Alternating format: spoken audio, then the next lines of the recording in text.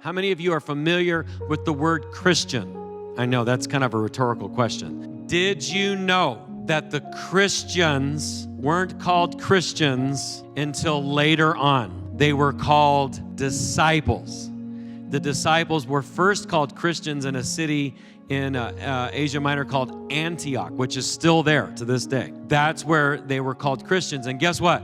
It was not, Tony, it was not a compliment. When they called the disciples Christians, they were mocking them. Come on, church, how many of you know the world mocked them then and they will mock us now? And the Christians, just the disciples, the first disciples, they just owned it.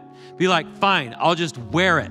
You meant it to mock me, but I'm just going to own it. And if you curse me for the Lord's sake, I know that God is going to take whatever you use to try to curse me and turn it into a blessing. So Jesus told his disciples, meaning you and me, right? If you're a Christian, this applies to you and me. Luke 10, verses 17 through 19.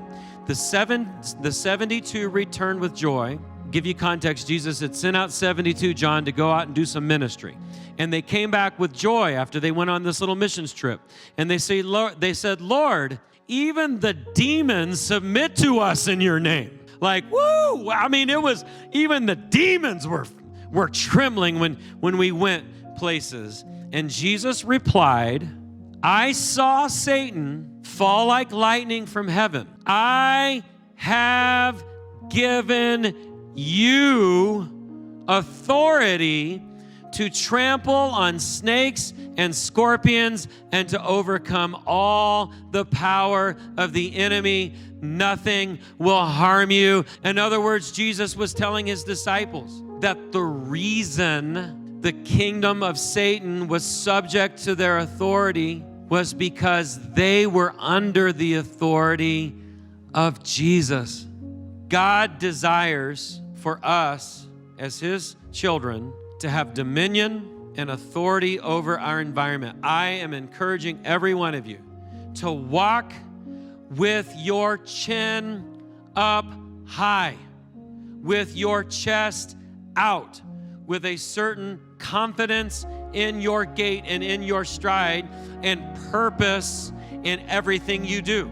I'm talking about purpose when you go to the Walmart distribution center. You walk in there with purpose. Like, I am here on purpose. I'm coming here with a mandate. In whatever it is you do it with purpose. That you have a certain focus and discipline about you. And whatever your hand finds to do, that you do it to the glory of God, to the best that you can, knowing you are a child of God, and you do it with authority because you're submitted to the one in authority. Oh, that's good teaching.